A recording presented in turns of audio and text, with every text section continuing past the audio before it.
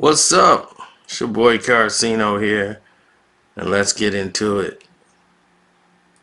This is the truth behind what happened to Shawn Kemp. Oh yeah, Shawn Kemp, the Rain Man. Everybody wanted to know what happened to Shawn Kemp. Like, man, Shawn Kemp, man, he was incredible. What happened? What happened to Kemp? I mean, this guy was in Concord High School, one of the most outstanding athletes at his time. He was the LeBron James before LeBron James with athleticism. Might have been more athletic. Um, Known as the Rain Man, dunking down on people's heads. His son now is, I think he's playing at Washington.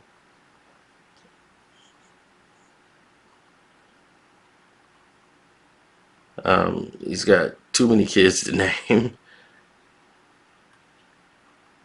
but this guy, man, was like the guy going up.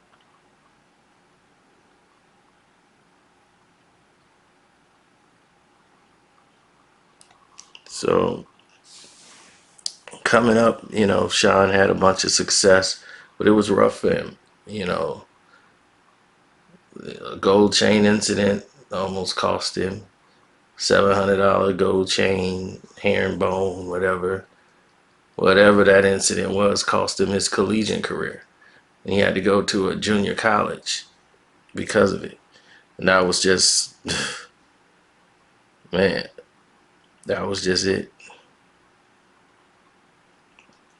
That just was the start and the beginning of the end for him. Now, when you look at the process, you're looking at a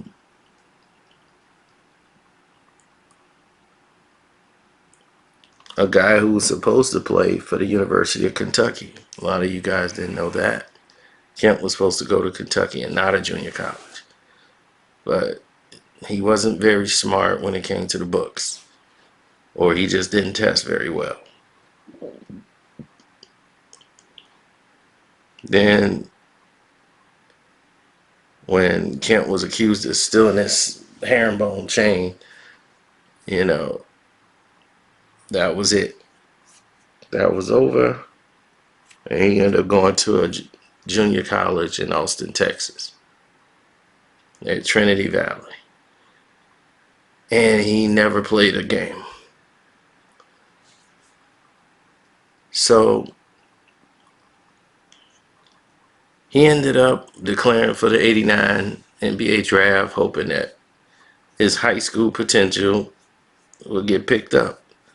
So the Seahawks picked him up, right?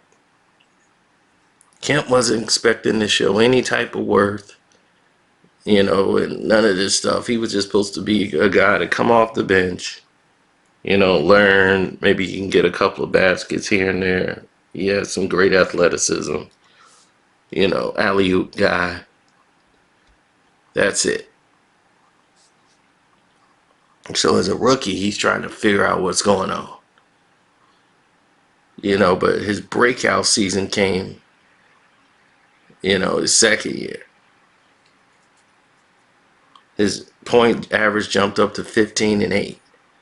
And he was just dominating with some of the most exciting plays they have ever seen. This guy could finish from anywhere. And it really highlighted Gary Payton as a point guard. People were buying tickets left and right. George Karl has found his calling and said, I finally got one. Like, this is the guy that's going to get me to a championship. They never were thinking championship in Seattle till they got Shawn.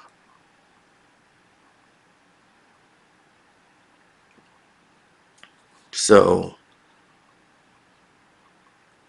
This guy was in his prime. And they just go to the NBA championship and play in the NBA finals.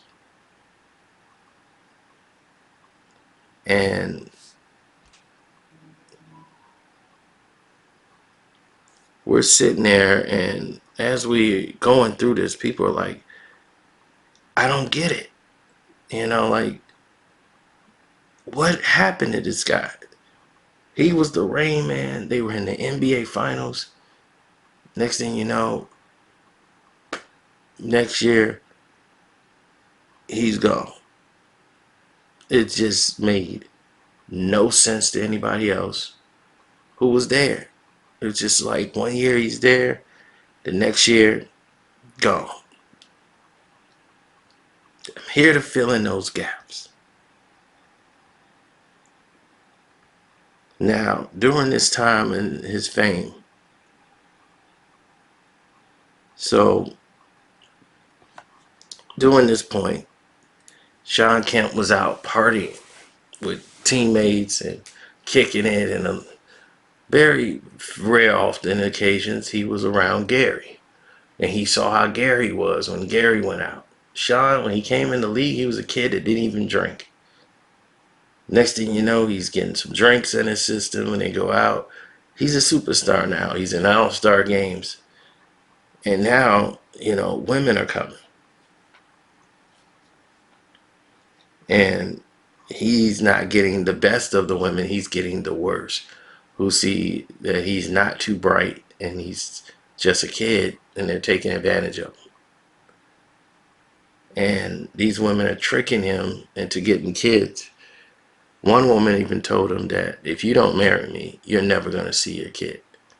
And I'll take all your money. I'll make it, like, she had it systematically broke down to how he would be basically living as an average player in the league. But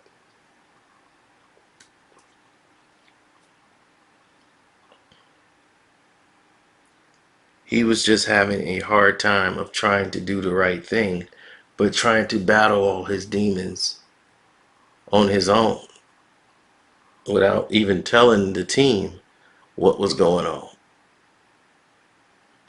Now, on the Patreon, we're going to get more into this. This is the PG-13. Now,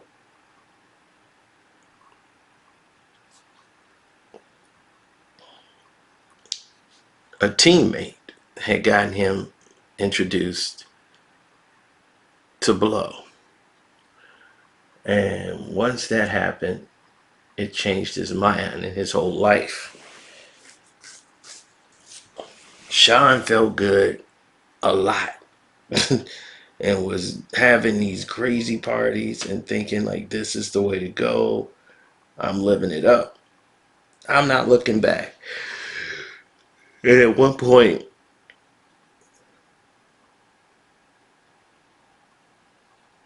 he was just out of control, spiraling. He started eating. He didn't care anymore about the NBA. He was just gone. He had so much pressure on his back because of these baby mothers. Shawn Kemp has actually 7 kids with 6 different women. Yeah. And those are the ones that we can count. The other ones, they don't even know. It had gotten so crazy that only the Patreon can we really get into detail as to what all really went down. But we're just going to put a pin in that. Save that for the Patreon, because I'm not trying to get flagged here. So anyway, going down this line, Shawn's career started to reflect a player that wasn't cooperating. He started showing up late to practice. Like for a whole week straight, he was late. He wasn't getting any sleep. He was playing lethargic. The year after they won the championship, he was averaging 20 points a game, 15 rebounds. The second half of that season, his points dropped. After the All-Star break, he was averaging about 15 and 6. His play was sluggish. His decision making, on court awareness wasn't as sharp, and he was disengaged. He wasn't having fun. Him and Gary weren't getting along, and they lost in the second round of the playoffs to the Houston Rockets, I believe, after going to the NBA Finals.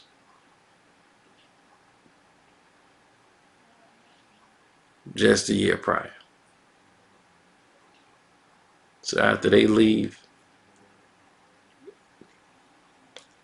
and they do that, Shawn Kemp blows up at George Karl, and they come to a decision that Shawn's got to go.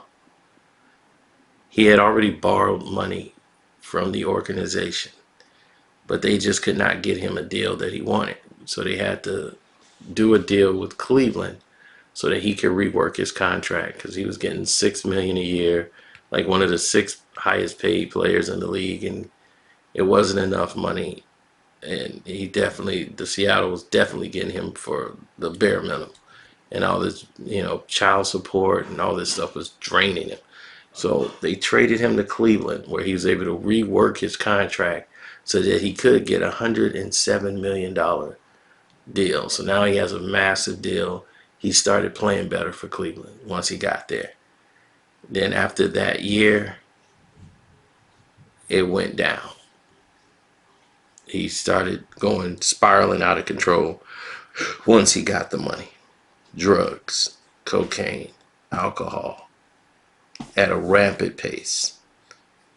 And we'll save the most of that for the Patreon, but so that you can have a clear-cut description of what was really going on. But this is what derailed his career, and he wasn't spending his money wisely. It all went out to the kids and child support, and baby mothers, and he was at the point where he couldn't even afford to pay child support anymore. He was struggling. And he was multiple arrests for cocaine, DUIs, and marijuana possession. And now he's been trying to get his life back on track ever since. So, that being said, that's what happened to him, but that's not going to be his legacy. Shawn Kemp will rebound. So, I'm out. Don't forget to support the page by hitting the like button here. Subscribe, hit that notification bell, and select all. The Patreon is Carcino for Life, but we will go into more detail. And you could definitely hit my Cash App up. It's Carcino for support, and I'm out.